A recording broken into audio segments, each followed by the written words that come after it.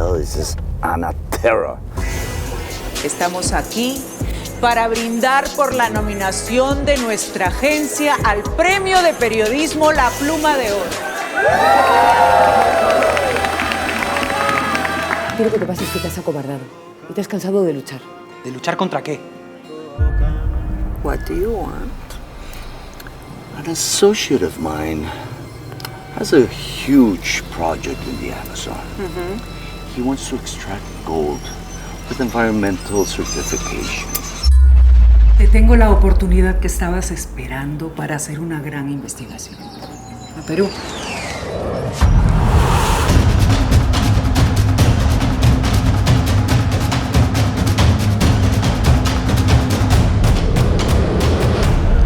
Todo va a estar bien.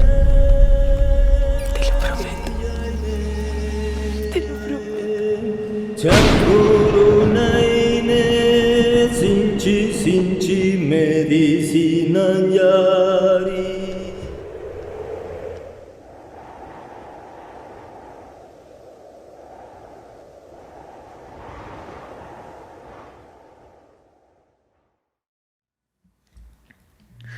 Hey, ¿cómo están? Mi nombre es Héctor Escajadillo y esto es Con los pies en la tierra.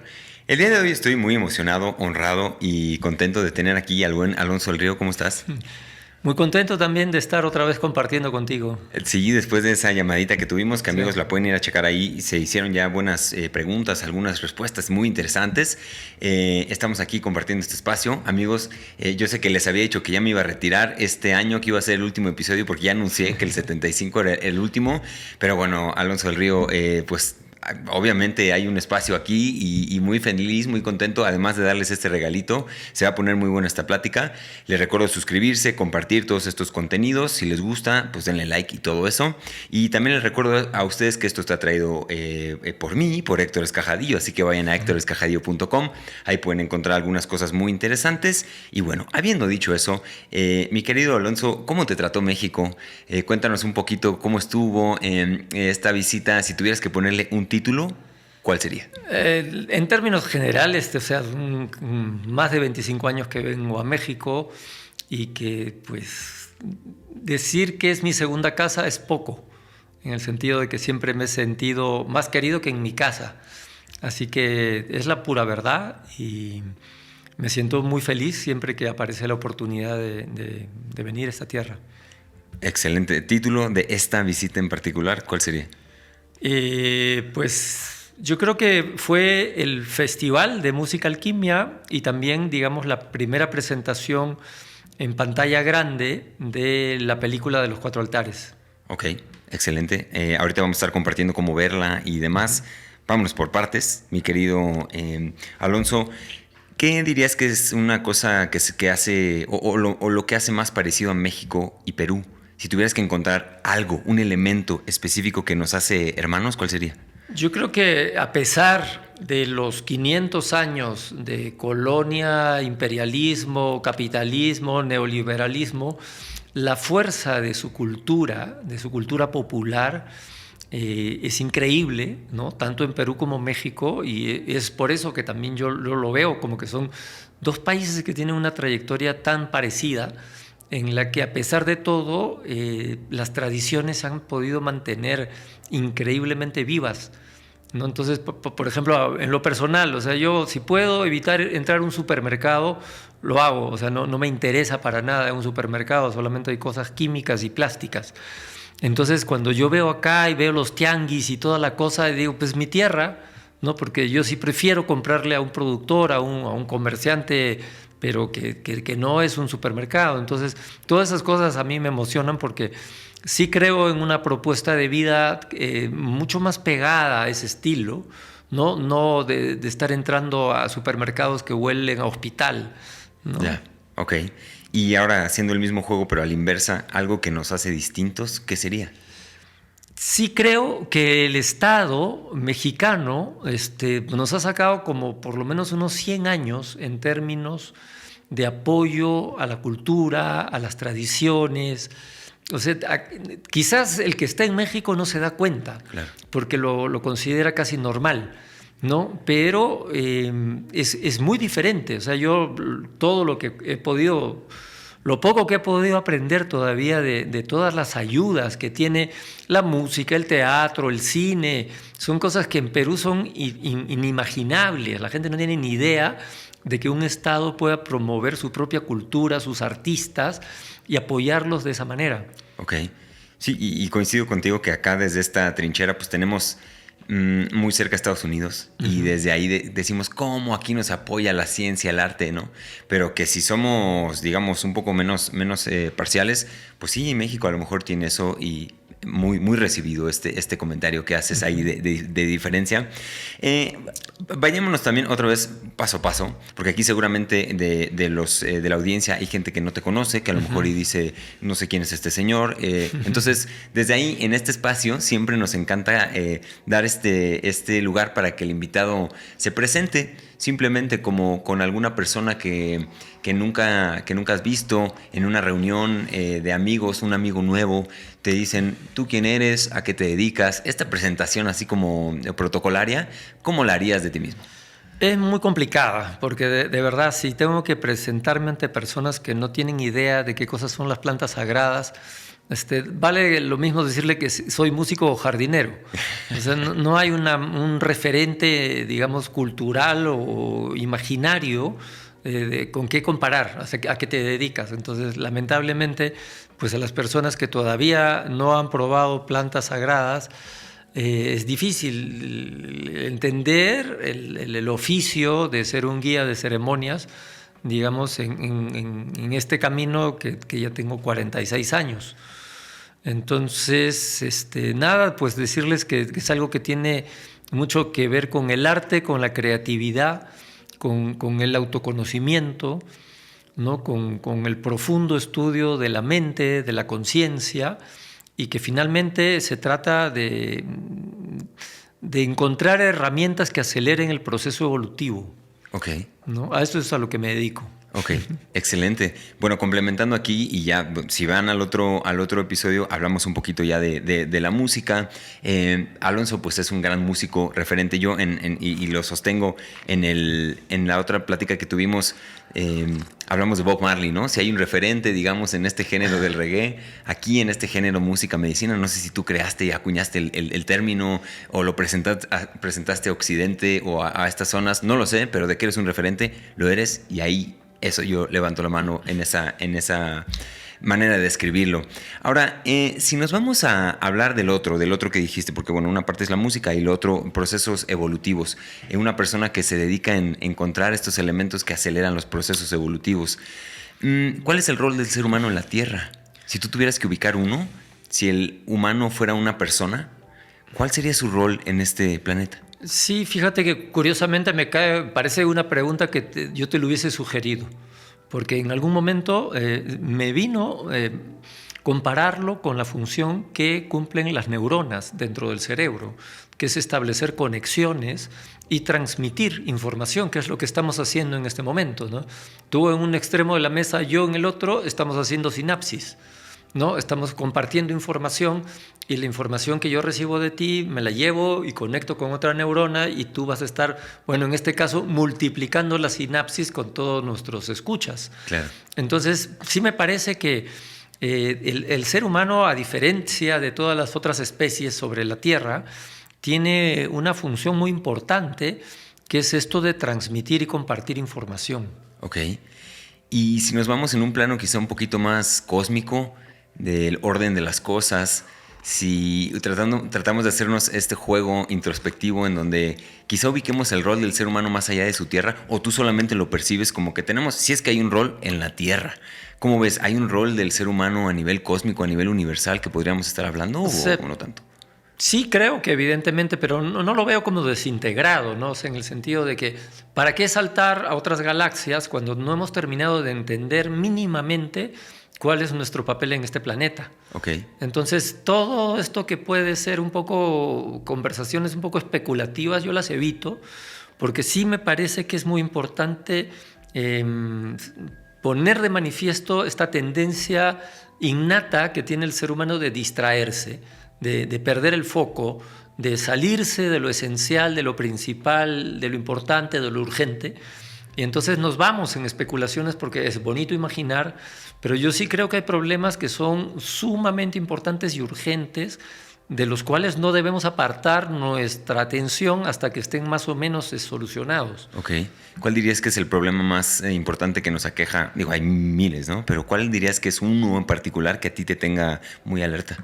Que pues lamentablemente yo creo que la tecnología nunca ha estado en manos correctas, ¿no? Que siempre, si tú lo ves y lo analizas desde la época más antigua del ser humano, cuando se inventa, por ejemplo, la rueda, una vez leí un artículo muy interesante que la rueda pues, fue inventada en Sumeria y el primer artefacto que se hizo fue un torno de cerámica. La cerámica fue una de las cosas así más, bueno, de las tantas cosas importantes en la evolución humana, así como la aparición del fuego, la percepción del tiempo, ¿no? La historia divide incluso en tiempos precerámicos y postcerámicos, así como también, por ejemplo, los metales, ¿no? Pero la cerámica marca una cosa muy importante. ¿Qué pasó cuando vieron el torno de cerámica? ¿No? Vino un tipo y dijo, este torno, si en lugar de estar así, horizontal, lo pongo vertical, rueda, y si lo hago jalar con unos caballos, yo me puedo subir ahí y mandar 400 flechas. Entonces, la tecnología inmediatamente tuvo una aplicación militar, y esto se ha mantenido así en los últimos 7.000 años. Entonces, cualquier invento nuevo que surge a nivel tecnológico, primero es probado a nivel militar. Cuando esto ya se vuelve tecnología obsoleta, se vuelve tecnología comercial. O sea, hay gente que todavía tiene, digamos, el usufructo de la patente y durante mucho tiempo, y al final de la cola llega para beneficiar a las personas de diferentes maneras, ¿no? Pero como que yo creo, honestamente, que la tecnología tiene que estar al servicio del bien común. Okay. No de los grandes intereses de las corporaciones, porque es lo que está pasando en estos momentos, por ejemplo, con el caso de la neurociencia. Es una ciencia maravillosa que te explica el comportamiento fisiológico del cerebro. Pero ¿qué es lo que hacen con esta información? O sea, inmediatamente crearon una pseudociencia, que es el neuromarketing, que lo que hace es enseñar a las personas a manipular a los consumidores, ¿no? Y es tecnología de punta. Entonces, estos científicos, en lugar de hacer podcasts y hacer un montón de cosas para que esa información llegue a las personas comunes, están haciendo grandes eventos y coach personal para todos los locos de Silicon Valley, para que puedan explotar mejor a los consumidores. Entonces, y así es en general. O sea, toda la tecnología puesta en personas sin ética me parece muy peligroso, porque es como niños jugando con bombas atómicas. Ok. Y si tú estuvieras en el consejo, digamos, que rige quién domina la tecnología, hablando así como haciendo un ejercicio, ¿no? ¿Cómo se comienza a redistribuir y a depositar en las personas correctas la tecnología? ¿Cuál sería el primer paso para solucionar esto? Evidentemente pasa por entender cuál es el ordenamiento ideal, ¿no? El orden ideal que necesitamos en nuestras sociedades, en nuestros sistemas políticos, que evidentemente no tiene nada que ver con la realidad o con las necesidades de nuestra evolución. O sea, es algo que muy sutilmente se fue estableciendo, como que el capitalismo es el sistema económico político que tiene que reinar. Y tú te preguntas, ¿pero por qué? ¿No? ¿Por qué? Porque el comunismo fracasó. Entonces, no hay, o sea, somos tan brutos que no podemos crear un sistema alternativo que permita, digamos, todas las libertades de emprendimiento, de expresión, todas las libertades, pero a la vez darnos cuenta cómo la concentración del poder es lo más nefasto que le ha podido pasar a la humanidad. Porque es gente que ni siquiera es más inteligente que tú o que yo. Simplemente tuvo un golpe de suerte y hoy por hoy tienen 300.000 millones de dólares.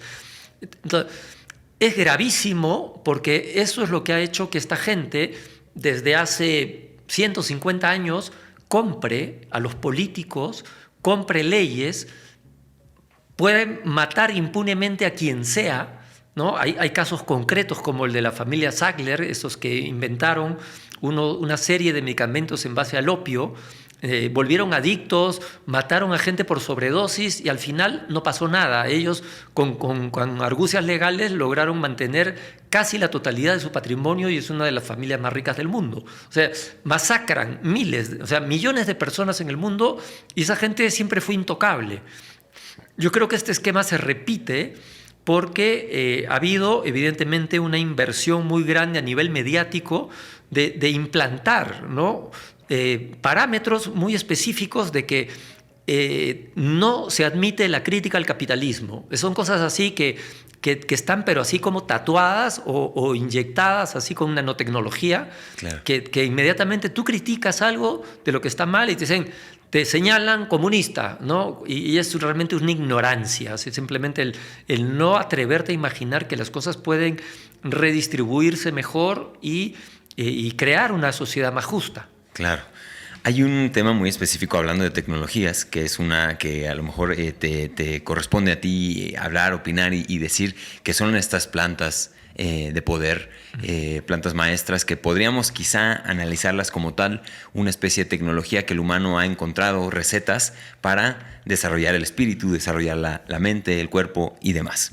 En ese tema en específico, por ejemplo, ¿cuál crees que sería la manera de distribuirlas, ¿no? ¿De qué manera sería una manera óptima, por ejemplo, de distribuir a la ayahuasca? ¿De qué manera es la mejor práctica desde tu punto de vista?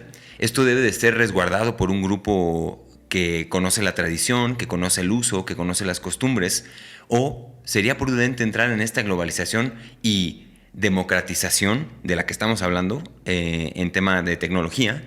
¿Por dónde iría más el camino? Si hablamos de esta tecnología, porque hay millones de tecnologías, ¿no? Hablando de esta específica, ¿cuál sería el rumbo? O sea, yo creo que todavía es imprescindible seguir respetando las tradiciones porque no se trata de volver a inventar la rueda.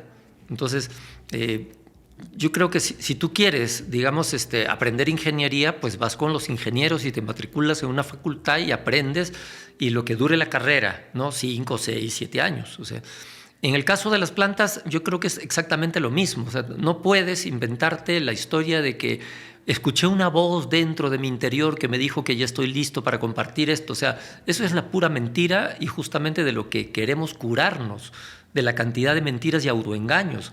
Entonces, creo que realmente en los últimos 10, 20 años ha habido un exceso de locura, de autoengaño en ese sentido, de personas con cero preparación o mínima preparación que avesadamente se han atrevido a creer que esto se reparte como golosinas. Entonces, esta idea de democratización, sí, pero, o sea, ¿quién tiene la responsabilidad? O sea, ¿cuál es tu responsabilidad cuando se muere una persona en una ceremonia, ¿no? O sea, en 46 años a mí no me ha pasado. A mucha gente sin preparación sí le ha pasado. Entonces me parece que tu vida no va a ser igual después que una persona... Bueno, es que ahí viene todo el cuento New Age, ¿no? Pero todo es perfecto y que morirse en una ceremonia es la cosa más maravillosa. O sea, díselo a la mamá de esa persona que murió o a sus hijos. A ver si fue perfecto que alguien se muera simplemente por el puro descuido. Claro. ¿No? Sí, es delicado y cuando nos entramos a detalle podemos entender que sí es importante que haya alguien que regule, ¿no? Un organismo regulador de tal o cual cosa sin caer en solamente para unos, porque entonces estaríamos jugando este mismo juego quizá de lo que hace lo que hablabas del ejército, ¿no? Que agarra tecnologías y las convierte para destruir. Cuando cae en manos de pocos tenemos el riesgo de esto, de que esta persona tiene que ser impecable. Si se democratiza, si se abre, si se hace un órgano, digamos, como grupal que regule cómo esto funciona, podemos estar más cerca de una distribución perfecta, ¿no? En ese sentido. ¿Qué opinas? Digamos, teóricamente sí, pero estamos hablando de jerarquías de conciencia. O sea, esto no tiene nada que ver, digamos, con una democratización. O sea, porque existen visiones antiguas que son más amplias que las visiones modernas, que permiten, digamos, entender espacios en donde sí existe y es necesario cierta igualdad y entender otros espacios en donde la jerarquía es vertical e incuestionable. ¿no? En el sentido de que una persona que tiene más conciencia que otra persona no está sujeta a una decisión democrática. Y esto es un hecho que funcionó en el pasado, funciona en el presente y funcionará en el futuro porque es la pura verdad. Entonces, no porque 1000 personas equivocadas te digan que las cosas se deben de hacer de una manera, van a cambiar la opinión de una persona que tiene la conciencia, la inteligencia y la capacidad para encontrar otra forma distinta. Claro, ¿no? Entiendo. Entonces radica más en el nivel de conciencia de quien tenga estas cosas. De acuerdo. Ahora, siguiente pregunta, si nos vamos a siguiendo ya esa línea. Porque ya hablaste tú y es algo muy común, que hay mucha gente que está tratando de compartir. Me llega a mí algo y lo trato de compartir y entonces está viendo un compartidero, sobre todo en un país como el nuestro, ¿no? Que resulta, a mí me gusta mucho pensar en México y particularmente la Ciudad de México como un centro muy importante en donde llegan muchas cosas, culturas, ingredientes, alimentos. Aquí están llegando una cantidad de medicinas también y de plantas y de cosas. En ese sentido, tú que has caminado un camino de 40 y tantos años compartiendo estas herramientas, ¿cuál es el error más grande que puede cometer alguien que comparte algo tan delicado como una herramienta de este tipo? Pues no prepararse adecuadamente, ¿no? Entonces, la realidad es que, volviendo al ejemplo del ingeniero, pues tú en 5 años obtienes un permiso para construir una casa o un edificio. Con el tema de las plantas es muy diferente, o sea, es que no depende de los años. Pero sí creo que hay un mínimo de años que pueden ser 5 o 10 años, porque así se dio tradicionalmente. Y otra cosa importante también es que el contexto, ¿no?, en el cual surgió todo este mundo de las plantas sagradas tenía su propia autorregulación, en la medida de que había un marco social muy claro, muy definido, que eran las comunidades indígenas en las cuales todo el mundo se conoce a todos, y ese marco social es capaz de regular cualquier exceso, ¿no? Te digo el caso concreto, o sea, la cantidad de denuncias por abuso sexual dentro de ceremonias es un escándalo, es una cosa vergonzosa, una contradicción pero brutal con lo que se pretende que sean las plantas sagradas. Entonces, imagínate la cantidad de personas que sí tienen denuncias en muchísimos países, que son reconocidos líderes de guías de ceremonia, pero que sin embargo, claro, o sea, nunca se ha podido como encontrar un mecanismo, ¿no?, de censura, de denuncia a estas personas. Simplemente, como sabes, pues las víctimas son las que menos denuncian y te encuentras con un problema gravísimo, ¿no?, que es que una persona que no se ha preparado no tiene la capacidad de respetar adecuadamente los espacios. Y si bien ya es una obligación, ¿no?, el respetar, digamos, las personas de por sí, dentro de una ceremonia me parece una cosa gravísima que debería inmediatamente ser censurado en este nuevo contexto social. Pero lo que pasa, a diferencia de antes, es que antes era muy fácil regular eso. Si una persona cometía un acto inapropiado en una ceremonia, inmediatamente pues era censurada por la comunidad. Ahora nadie se entera. Nadie se entera. O sea, la ventaja del anonimato, ¿no?, que te da la sociedad, vivir en una ciudad de 25 millones. O sea, acá nadie es nadie. O sea, simplemente te puedes cruzar con un tipo que tiene 1,000 pesos en el bolsillo con otro que tiene 1,000,000. No hay esos canales de regulación social que pueden validar o suprimir, digamos, a ciertas conductas que están atentando contra la sociedad. Claro, que de cierta forma en las sociedades modernas el rol, digamos, los gobiernos son quienes adquieren este rol, ¿no?, como de regulador, de juez, de qué sí se vale y qué no se vale. Ahora, estamos trabajando en muchas ocasiones en un marco de ilegalidad completa, porque no hay ni siquiera un marco que regule estas cosas. Así es. Entonces, al no haber eso, lo que yo entiendo también es que nos orilla como sociedad a ser todavía más partícipes. Así es. Si hay un abuso, denunciarlo. Así es. Si hay alguien que no está haciendo el trabajo, y no como para castigarlo y cancelarlo, porque también es algo que yo he escuchado y he visto recientemente. Dentro de este mundo de las medicinas, si alguien se equivoca, a la hoguera. Sí.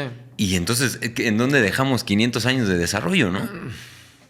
Esa es la cuestión, es cuál es la solución que deberíamos de seguir. Y es un poco, digo, eso me hace reflexionar acerca de los sistemas penitenciarios y de corrección de quien hace mal, ¿no?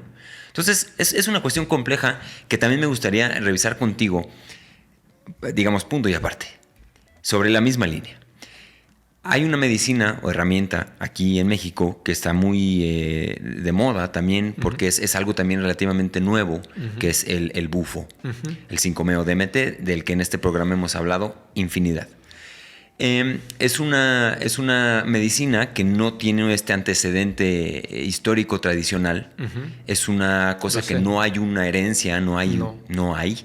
Entonces, si tú estuvieras, digamos, en un consejo otra vez y dando una especie de lectura y recomendación, tú siendo un abuelo en este tema, ¿cuál sería tu sugerencia? ¿Cómo deberíamos de gestionar esto? ¿Quién debería de ser el guardián de la medicina? ¿Bajo qué contexto? ¿Cómo podemos generar cultura atrás de esto? Justamente a través de la cultura. Entonces, si bien, o sea, yo creo que ahora la mayoría de la gente sabe, ¿no? Porque al principio nos contaron el cuento que esto venía de los chamanes yaqui y después mentira. Se descubrió que es un descubrimiento nuevo. Me parece importante, muy eficiente, pero ante esa pregunta, lo que yo haría es simplemente ver mi referente cultural, ¿no? O sea, ¿cómo funciona, por ejemplo, este sistema en la Amazonía? Entonces, si bien, digamos, el ayahuasca es la planta más popular, hay 50 plantas enteógenas en la Amazonía, con efectos psicoactivos, más o menos, pero algo que tienen, digamos, muy claro es que uno empieza en una especie de carrera profesional en la que te vas preparando y asumiendo responsabilidades de menos a más, ¿no? Entonces, primero empiezas, digamos, tomando ayahuasca, vas dietando, porque importante saber que esto se trata de el entrenamiento y la salud del sistema nervioso, ¿ya? El poder resistir, digamos, toda la energía de las plantas sagradas se plantea como un camino en el que vas haciendo cada vez más fuerte tu sistema nervioso para poder ser solvente dentro de estas condiciones, ¿ya? Entonces tú empiezas tomando plantas relativamente no tan complicadas como puede ser la ayahuasca, y en el mundo amazónico, por ejemplo, hay otras plantas que son mucho más difíciles de manejar, que necesitan dietas más largas, condiciones más severas, no puedes ver a gente, ¿no? Porque tu sistema nervioso puede sufrir una sobrecarga y crear daño permanente, ¿ya? Entonces, ¿qué sucede? Que existen sustancias como el toé, ¿no? Que es un tipo de datura, una datura, que también acá en México, no todo el mundo lo maneja, no todo el mundo lo conoce, no todos los curanderos en Perú, por ejemplo, toman toé, sino que es algo que se guarda para una cosa muy puntual, muy sagrada, de muy alto nivel. Entonces, cuando ya tienes una persona recorrida, que has tomado decenas de plantas, ya puedes acceder a este otro nivel de planta y salir ganando conocimiento y quedar, digamos, en buenas condiciones, ¿no? Caso contrario, digamos, en los últimos 5 años que vengo a México, he tenido que dar ayuda, soporte emocional a una cantidad de personas al borde del suicidio, que se han quedado a veces más de un año totalmente atoradas, atrapadas, solo por una absurda ceremonia de bufo. Porque yo, si bien no he probado bufo, sí he probado DMT aislado, que viene también de la raíz de la ayahuasca, y me han dicho, los que se han probado los dos, es que es lo mismo, ¿no? Al final es DMT fumado. Entonces, lo que yo experimenté, evidentemente, es algo que no tiene nada que ver con ayahuasca. O sea, es una desconexión absoluta con todo lo que conoces. Entras en otro mundo, en otro espacio, otras dimensiones, pero, digamos, yo ya tenía 40 años de camino y estaba bastante sólido como para poder resistir una experiencia de este tipo. Hay gente que nunca en su vida han tomado ayahuasca y por primera vez se encuentran así con un pirata en el camino que le dice, no, si esto es así nomás, dura 15 minutos, ¿no?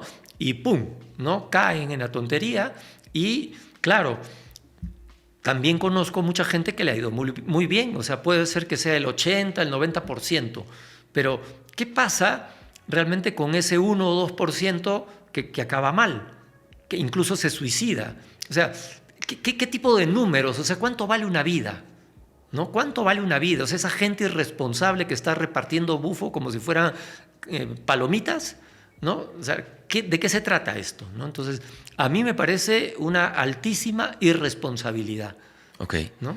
En ese sentido, y para ser breves, ¿tu recomendación sería frenar un poco?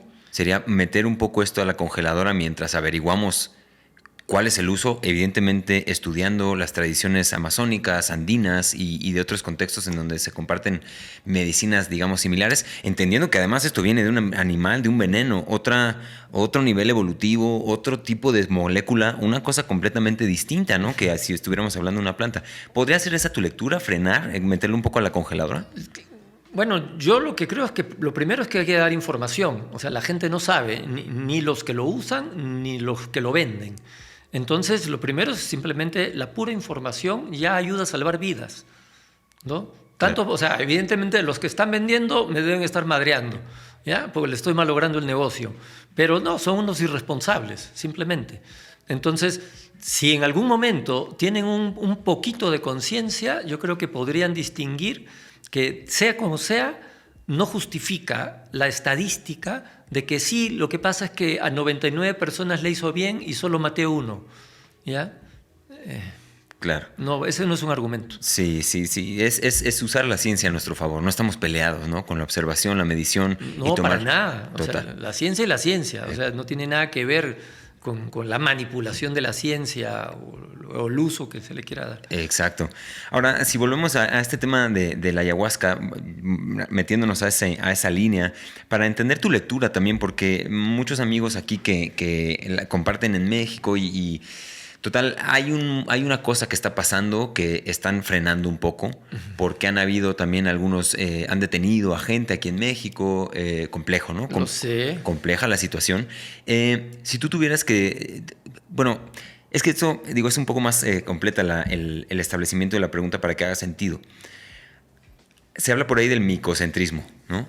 Por ejemplo, que es entender que los que están realmente controlando son los hongos. Hablando en otro mundo, los hongos, ¿no? Ese concepto. Y nosotros solamente somos el vehículo que está haciendo lo que la planta realmente quiere. Entonces, por ahí podríamos pensar que hay una voluntad propia de la ayahuasca que está manifestando a través de nosotros, solamente haciendo el ejercicio para entender esto. ¿Cuál es el momento que vive la ayahuasca en el mundo, en nuestros países? Si tuvieras que titular esta etapa, si lo pudiéramos ver desde fuera, ¿qué está pasando ahora? Bueno, son varias preguntas, ¿no? Lo primero que respondería sería, en general, no solo la ayahuasca, o sea, todo lo que existe tiene una información de evolucionar. O sea, desde la piedra, o sea, los cuarzos evolucionan, los vegetales evolucionan, los animales evolucionan y los humanos intentan evolucionar. Entonces, no creo tanto en esta forma animística, ¿no? De que la ayahuasca es una abuelita que está... O sea, una cosa es hablar así alegórica y cariñosamente, ya que luego, pues, casarte con una ideología o con una creencia. Entonces, yo lo que creo es puramente en el hecho biológico de la información evolutiva que cada especie tiene, ¿no? Cada especie. Y así los animales, los humanos y las plantas. Entonces, ¿qué quiere la ayahuasca? Evolucionar. Y está en su propio proceso evolutivo, pero igual que está el aguacate. O sea, no creo que haya esa cosa especial, ¿no? Simplemente, evidentemente, si lo pones en términos comparativos y me das a escoger entre un jugo de aguacate y un juguito de ayahuasca, pues lo otro me sirve más, claro, ¿no? Porque pues me va a ayudar a mil otras cosas. Entonces, creo que es por ahí. ¿Y qué significa, desde tu lectura y de haber caminado cerca de esa planta, qué implica la evolución para la ayahuasca misma? O sea, como a lo mejor la jirafa implica que crezca aún más el cuello, para la ayahuasca, ¿qué sería? Exactamente no lo sé. No lo sé. ¿Cuál es, digamos, el derrotero evolutivo de una planta? En principio, uno lo que puede encontrar es que pues, lo primero que aprendes es adaptarte. O sea, digamos, en la ciencia de la evolución, la especie que no se adapta muere, ¿no? Y ahí es un poco el tema también con el humano, ¿no? Pero ¿adaptarnos a qué? Esa es un poco también la historia. O sea, si tú ves que de pronto la propuesta de futuro que le están dando a la humanidad es una cosa totalmente desarraigada de todo cuanto hemos venido transitando, ¿no? en los 8 millones de años que aproximadamente tiene el ser humano, y que de pronto en 50 años nos quieren sacar, ¿no? de todo ese camino, de toda esa naturaleza, de todo ese contacto con la madre. Es un poco como, imagínate, pues es como lo que hace el sistema médico, que agarran al bebé y, o sea, apenas da a luz la madre, lo separan de la madre y lo meten en una congeladora o en una calentadora, sea lo que sea. El tema es que yo creo que el ser humano tiene que vivir todavía esta etapa infantil de evolución totalmente pegado a la madre tierra. O sea, la información está allí. En la medida que nos alejamos de ella, justamente perdemos la información evolutiva, y por eso nuestra brújula está totalmente torcida. Es como que pusieras un magneto al lado de una brújula. Imagínate, ese magneto es simplemente el poder económico. Con eso manipulan absolutamente todo. Y yo sí creo que el ser humano, fuera de las leyes de la naturaleza, está perdido. Ya. ¿No? Me imagino perfecto al bebé, ¿no? Con la mamá. Si nos vamos en un plan un poco más humanidad, justamente nuestra madre es ella, y estamos separada en una etapa ahorita de niñez o adolescencia temprana. Estamos tratando ya de manejar un coche o de irnos a hacer cosas que no tenemos la información y requerimos estar ahí cerquita. Ahora, en ya última pregunta en este sentido, y digo, esto se liga mucho con el tema de la película también, porque ayer vi una parte, no la terminé, y me encanta porque me la estoy saboreando la segunda parte, pero hay un elemento activista muy, muy presente, ¿no? Un elemento político activo de hacer entender que no se trata solamente de una ceremonia en donde vas, sino que es una cuestión incluso con repercusiones ecológicas muy grandes e importantes. En ese sentido, ¿cómo ilustras una manera, digamos, responsable de tomar ayahuasca con la ecología en mente? En otras palabras, ¿qué consideraciones puede hacer una persona que quiere tomar ayahuasca y está en su derecho, ¿no? Quizá. ¿Qué consideraciones ecológicas puede hacer cuando decide ir a tomar ayahuasca?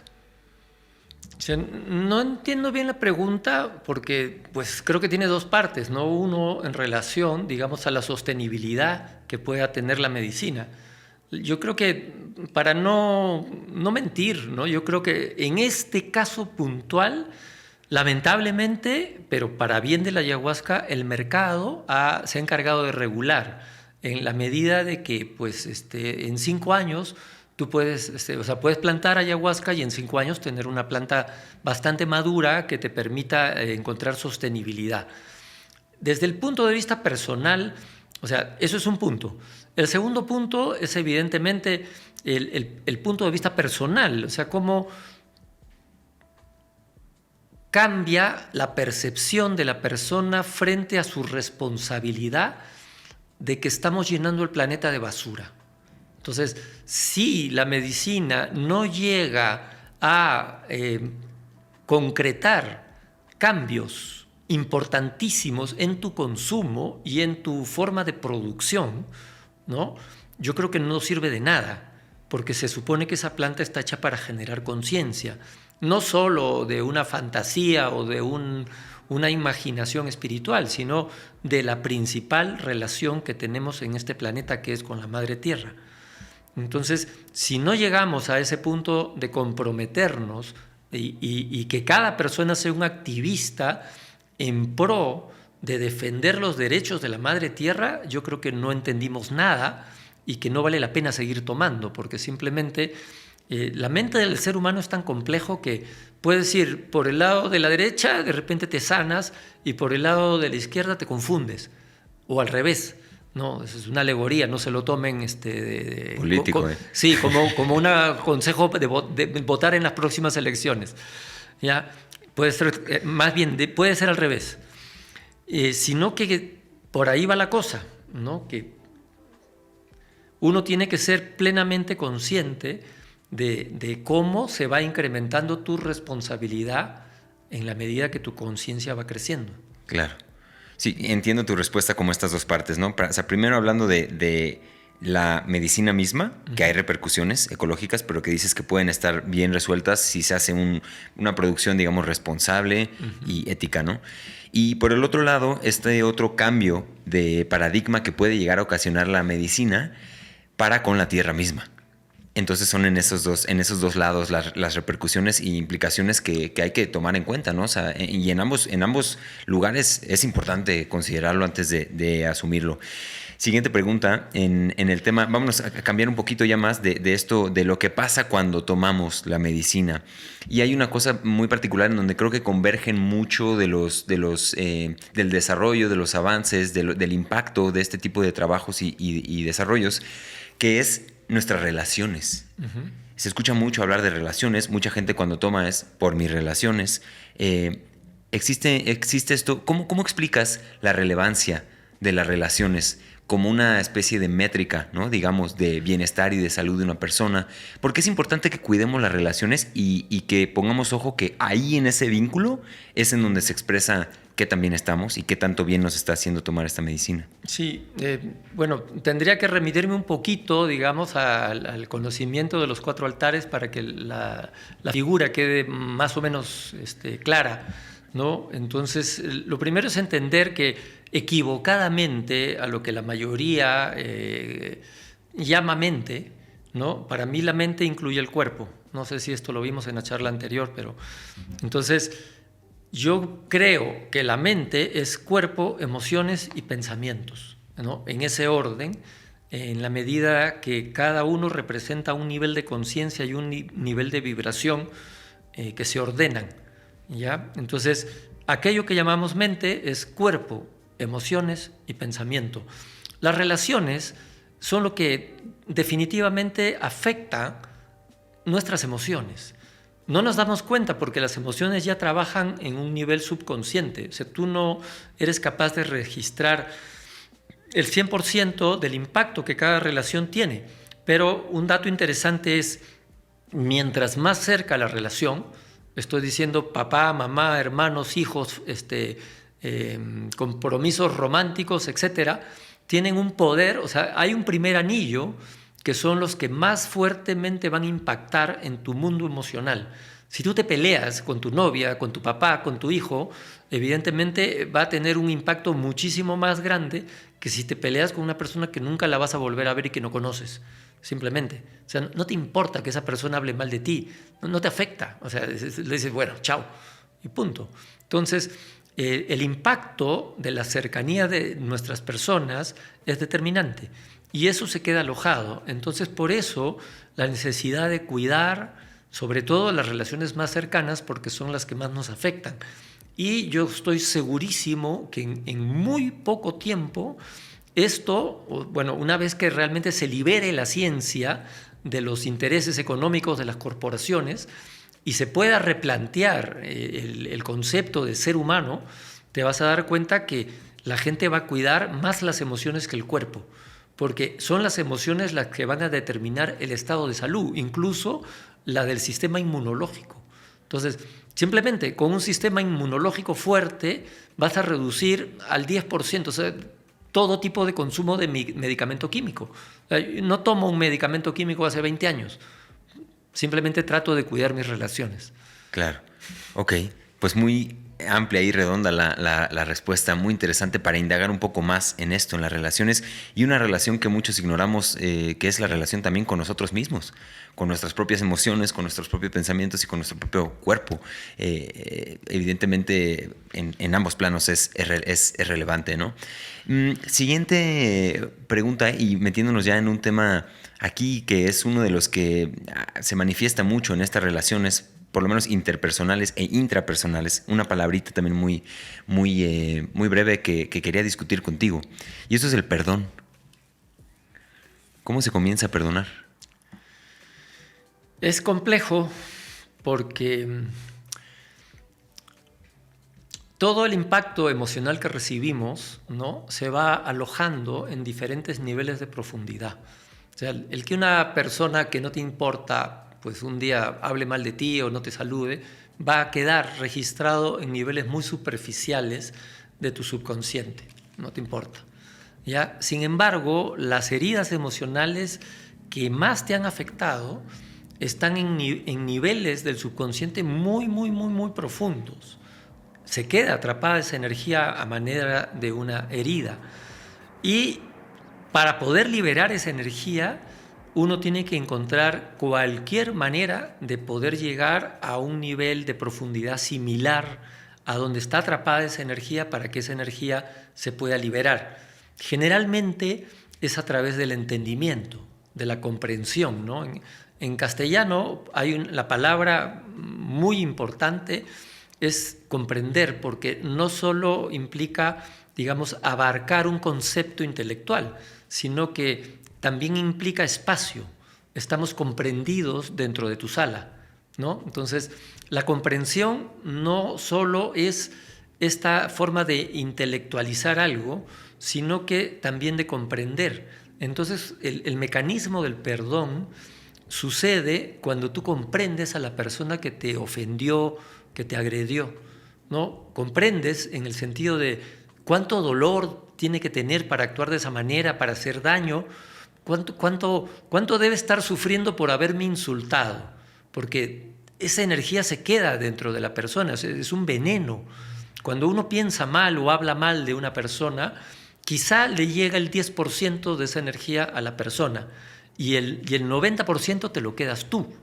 Entonces es realmente una falta de percepción, una falta de sensibilidad propia, es justamente una traición a tu relación intrapersonal el hablar o insultar a las personas, porque te estás quedando con todo el veneno. Es una traición, es alta traición hacia ti mismo, pero nadie se da cuenta.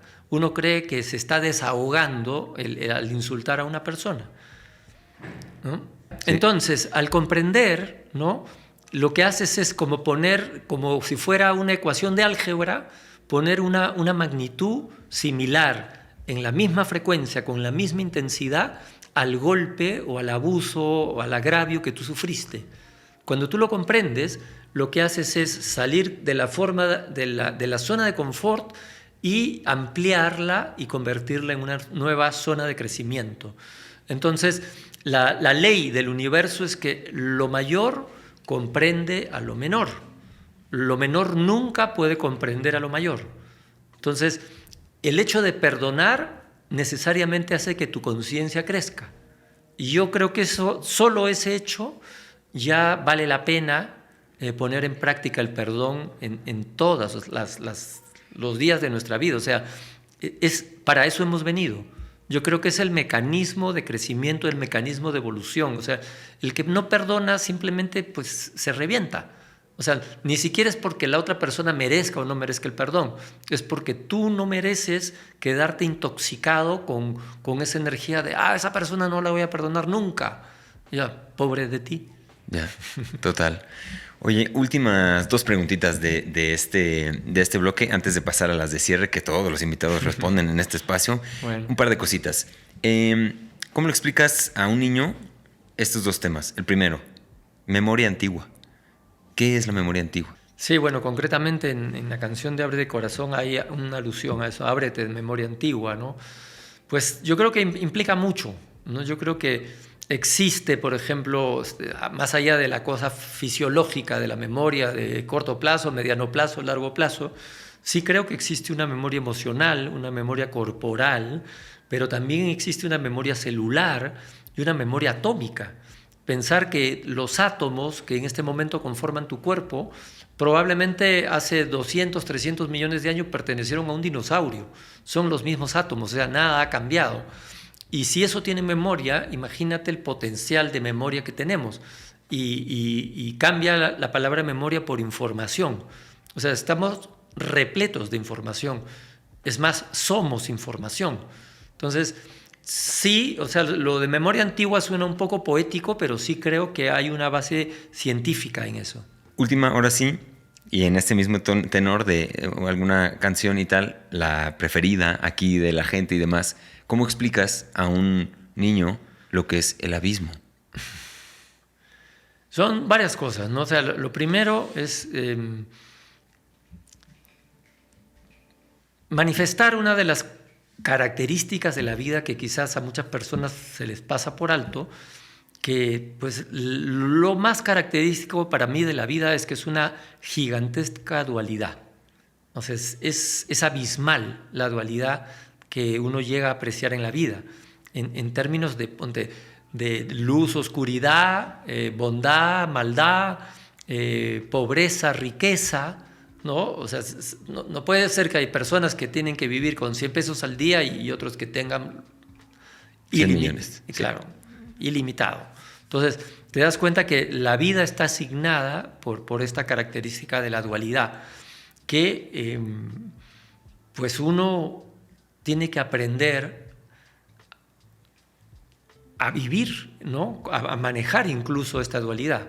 Yo creo que en física, por ejemplo, está el concepto de diferencia de potencial, ¿no? Así como, por ejemplo, si tú tienes una roca en una montaña, ¿no? Tiene una energía potencial que mientras esa roca no caiga por la montaña, no se manifiesta. Igualito es lo que pasa en el caso de una hidroeléctrica. O sea, tú tienes agua arriba y en el momento de soltarla, tú puedes generar una cantidad inmensa de energía por la diferencia de potencial que ocupa la masa en el espacio, ¿ya? Lo mismo sucede, digamos, en todas las otras esferas de la vida, ¿no? Así que esto yo creo que es una de las cosas fundamentales, si se puede entender. O sea, eso es el abismo, ¿no? Aprender a manejar la diferencia de potencial entre el amor, el dolor, la felicidad y todo lo que hay ahí, ¿no? Ok, excelente. Pues muy completas tus respuestas, mi querido Alonso. Me dejas con ganas de otras 3 horas más. Aquí, amigos, bueno, como les dije, 2 cosas. Estamos haciendo un episodio extemporáneo. Ya les dije que ya no íbamos a hacer. Hicimos uno, vamos a hacer uno más cortito. Ya estamos muy cerca del cierre, porque evidentemente aquí Alonso tiene que continuar con sus compromisos. Ya se va a regresar a Perú, está ya muy cansado.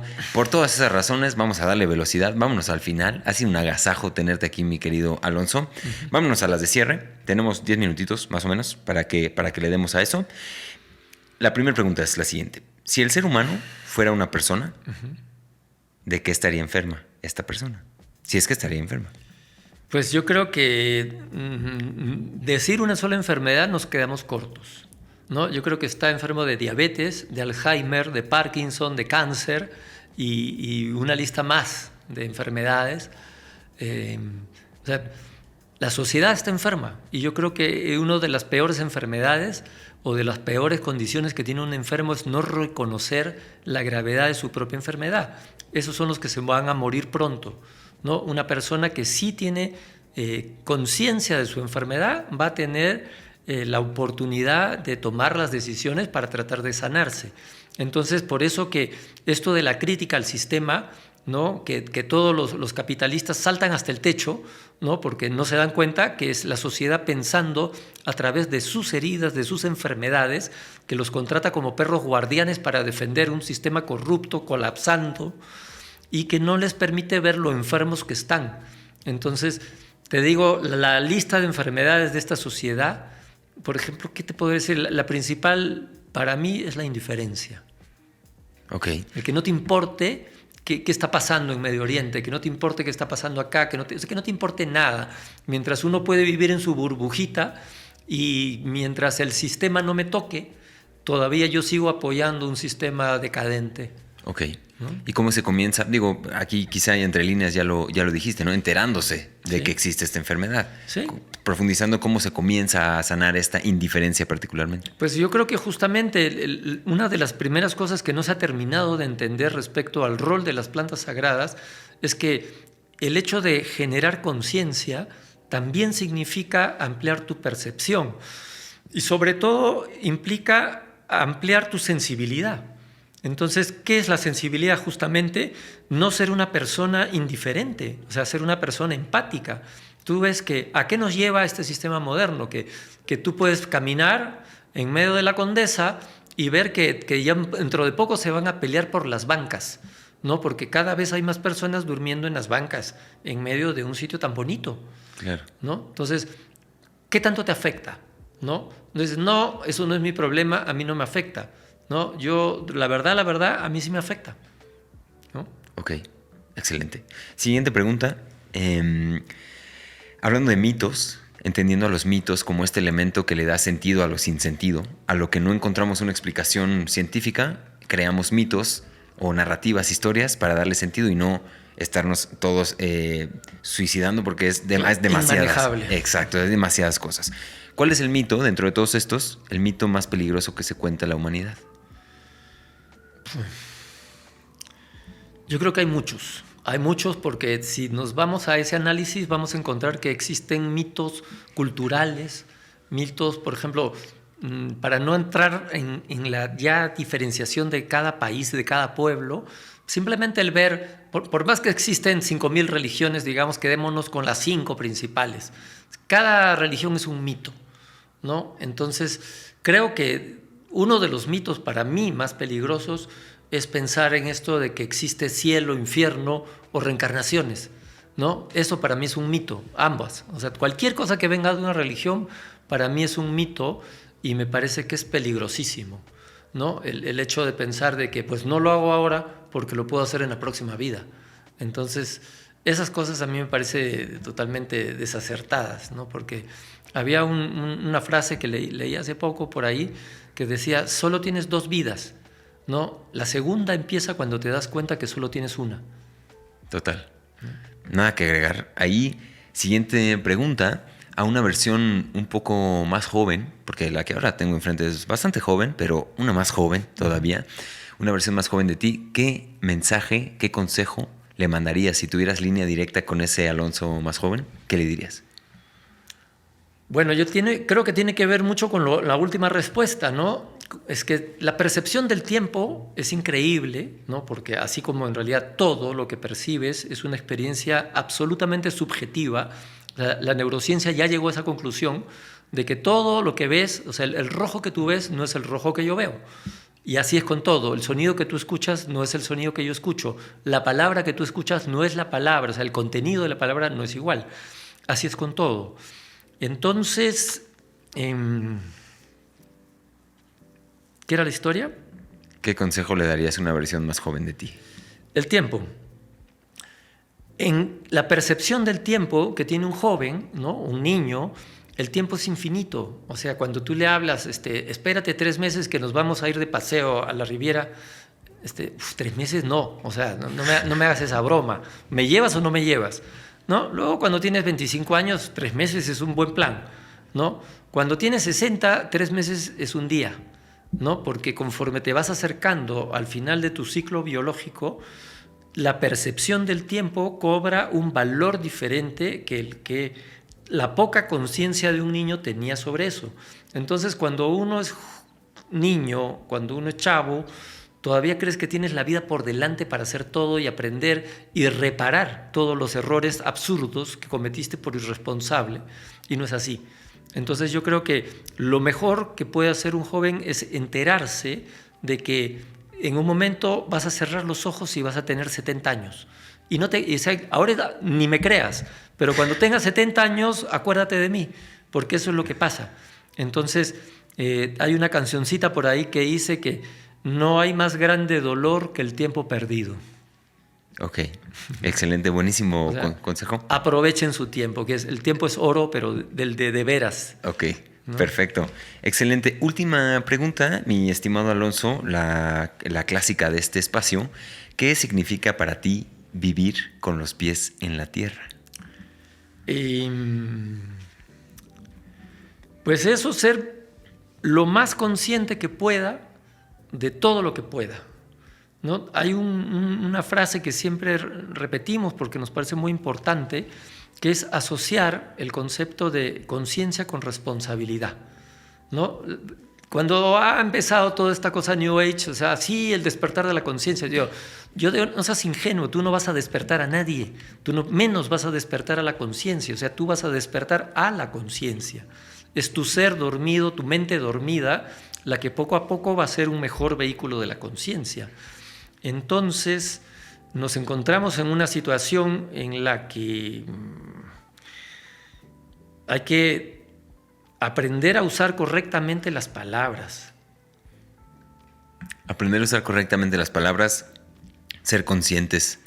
Eso es para ti vivir con los pies en la tierra. Sí, ¿por qué? Porque el tema de la conciencia es que si tú lo ves como un equivalente de la espiritualidad, no tienes de dónde agarrarte, ¿no? Porque justamente todo ese concepto de la espiritualidad para mí es pura ignorancia, es simplemente un refrito de repetir y repetir cosas que ni siquiera tienes garantía de que lo dijo una persona iluminada, porque la gran mayoría son fraudes.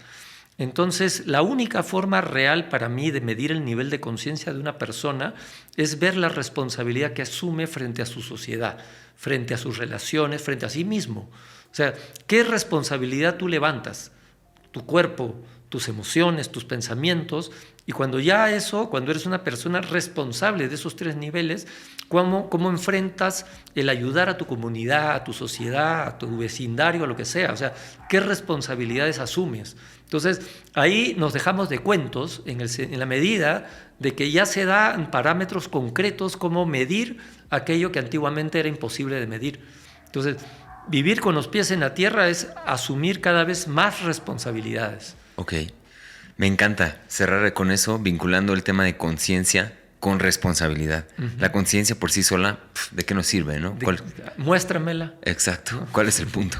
Excelente, mi querido Alonso. Pues ha sido como te dije por llamada remota, era para mí un sueño. Nunca lo pensaba, ¿no? Ahí hay un video en donde yo toco una canción de Alonso. Así empezó todo, en una experiencia, así empezó, literal. Y me pone muy feliz que 75 episodios después hayamos estado aquí compartiendo un espacio, pudiéndote hacer algunas preguntas, que te digo que yo tenía bastantes más, pero bueno, ya serán para otra ocasión. Mi querido Alonso, ¿en dónde pueden encontrarte? Ahora sí, último anuncio, película, libro, redes, cuéntanos. Bueno, en realidad lo más importante es anunciar esto de la peli, porque sí creo que es muy importante también crear esta red, este vínculo de todas las personas que estamos apostando por un paradigma alternativo, ¿no? En el cual no nos interesa pelearnos con nadie, simplemente impulsar un paradigma en el cual creemos que esté más cercano a la visión de evolución, cercanos a la naturaleza. Entonces, de eso se trata la película, es un tratar de juntar un mensaje poderoso compuesto de varios mensajes, que es, digamos, el uso responsable y correcto de las plantas sagradas, y ver cómo pues, el sistema moderno está impactando negativamente en la selva, destruyendo la selva para tomar el oro, que finalmente es cuando hay crisis económica, pues el oro se dispara porque es lo único que le da un poco de seguridad a la gente, y me parece que es muy negativo todo este esquema. Y por eso la película era una denuncia, un llamado de atención para que la gente pueda saber lo que está pasando en un sitio tan importante del planeta como es la Amazonía. Y hemos hecho un esfuerzo enorme. O sea, es una película que costó solamente, o sea, en cash, $500,000.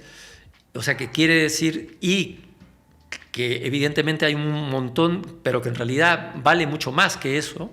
Está técnicamente muy bien hecha, tiene todo lo mejor que se puede esperar de una película, pero sobre todo tiene muchísimos mensajes, y es una película que está hecha para verse 10 veces, que te puede ayudar mucho, que te puede ayudar a reflexionar, y que la pueden encontrar en nuestra web, ¿no? Que luego por ahí pones ahí en la descripción, ahí lo van a encontrar. En la descripción, y a partir de ahí puedes acceder a un streaming.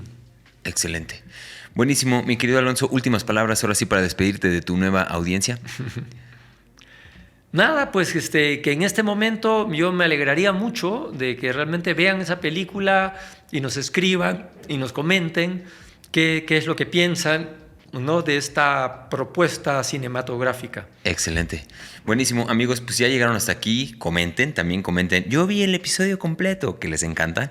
Suscríbanse, compartan estos contenidos. Recuerden que esto estuvo traído a ustedes por mí, por Héctor Escajadillo también, así que vayan a hectorescajadillo.com. Yo los veo, como ya les dije, no sé cuándo los vaya a ver, no sé cuándo nos vayamos a encontrar, pero por aquí andaremos, se estarán enterando. Alonso, nuevamente, muchas gracias por estar aquí. Gracias, Héctor. Ha sido un placer y nos vemos en el próximo episodio de Con los pies en la tierra. Adiós. Gracias.